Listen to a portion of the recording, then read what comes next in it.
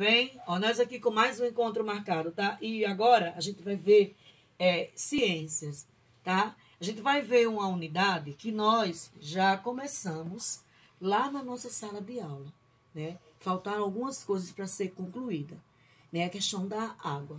Na natureza, a água, ela aparece em 3 estados, ó, líquido, sólido e gasoso, tá?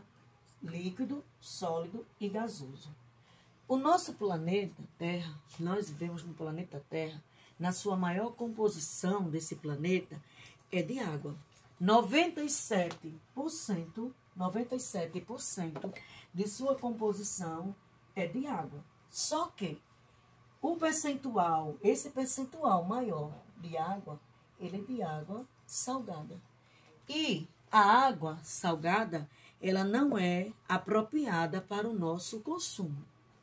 Ela não é apropriada para o nosso consumo. Olha, nós, os seres vivos, eles necessitam de água para sobreviver. A água é indispensável na vida dos seres vivos. Aí você pode questionar, o que é uma coisa indispensável?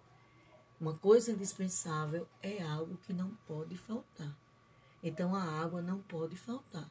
Até porque na nossa composição do corpo humano, o nosso corpo humano, ele tem assim, na sua composição entre de 70% a 75% de água, tá? E a água é algo que não pode faltar. E a água, ela tem muitas utilidades. Ela tem muitas utilidades no nosso cotidiano, né? No nosso dia a dia. Tem muitas atividades que nós realizamos e utilizamos a água, né? Eu sempre falo para você a questão da prevenção, de prevenir. Porque se a gente não tiver um cuidado, vai chegar um dia que essa água doce pode acabar. E aí, como é que vai ficar? Tá? Então, tem cuidados por questões de preservação, tem cuidados que nós devemos tomar no nosso dia a dia. Como, por exemplo, você vai tomar banho, liga o chuveiro e começa a se saboar e o chuveiro correndo. Isso é legal? Não, isso está incorreto. Vai lavar o dente, deixa a torneira e você lavando o dente e a torneira correndo, você está desperdiçando. Pega a torneira de água, joga na rua, vai lavar a calçada. Você está desperdiçando água. Aí, de repente, você fala, alguém pode dizer assim, mas todo mundo faz isso. É como eu sempre digo, você não é todo mundo. Todo mundo é muita gente. Todo mundo é muita gente.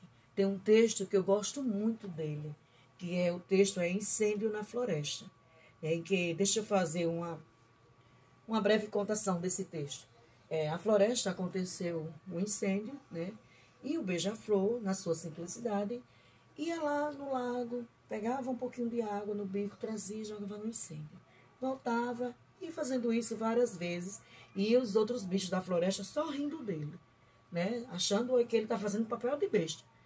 Porque, na verdade, como é que ele iria conseguir apagar o incêndio sozinho, né, com pequenas gotículas de água?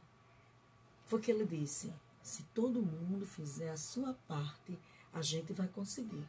Ou seja, né, na natureza é assim, nós temos que fazer a nossa parte.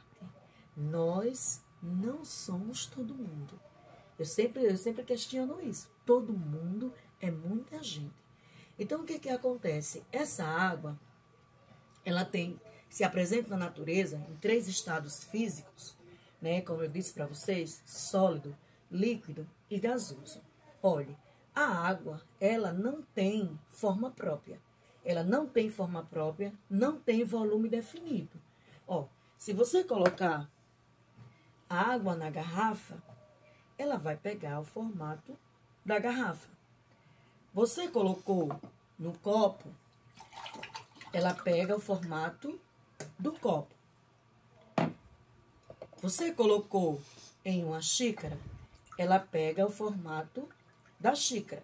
Então, por isso que se diz, a água nem tem forma própria, nem volume definido.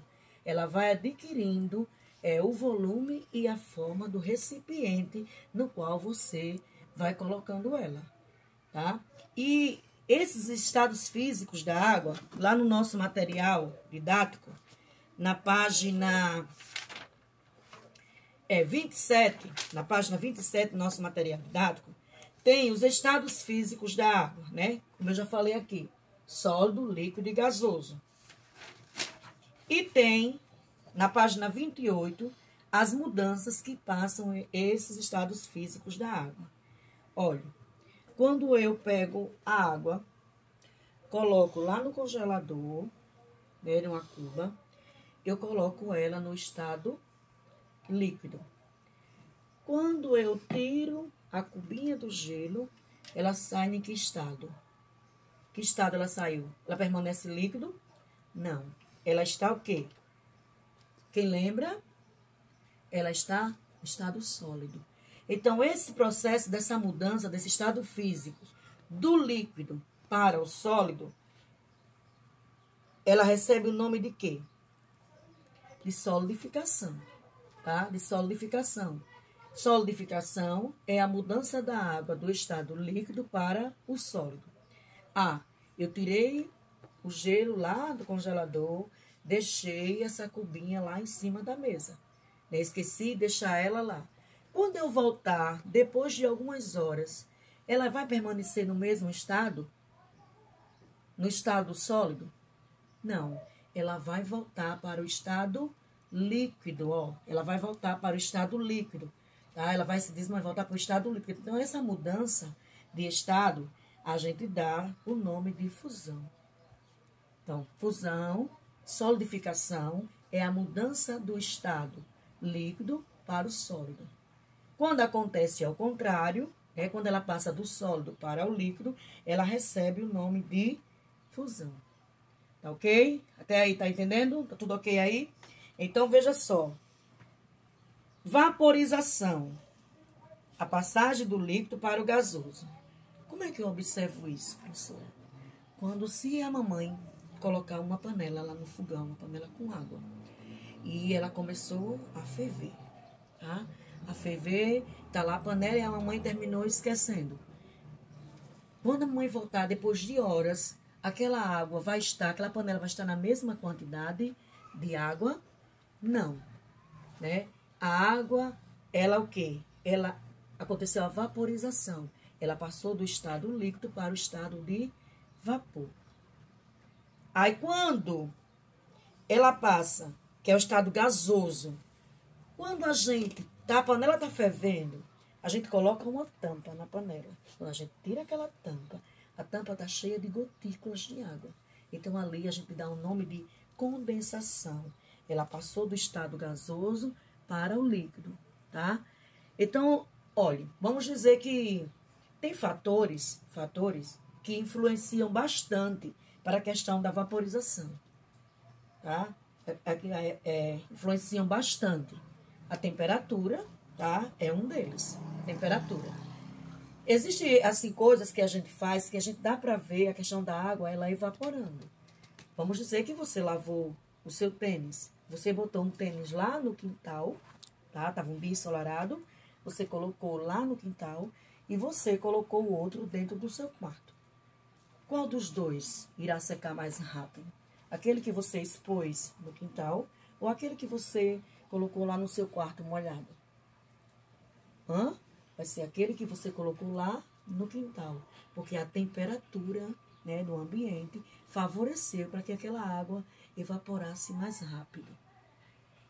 No seu livro didático, no seu material didático, eu passei em um momento e eu quero frisar para que vocês tomem atento a essa questão da leitura, tá? Que é da página, 29 até a página 40, que é um processo de leitura. Você vai ler onde tem o ciclo da água, tá? Então, assim, tem coisas no nosso cotidiano que a gente pode observar a questão, né, da água. A gente pegou a água, como a gente estava falando, e também é uma substância fácil de ser analisado, né? Um exemplo que eu quero dar também, que eu terminei esquecendo, é da questão da evaporação da água.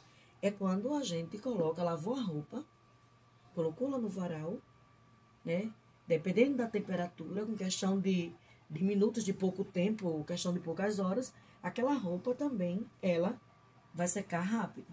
Então, como eu disse, é o seguinte, a questão da temperatura é um fator que influencia para evaporação, tá?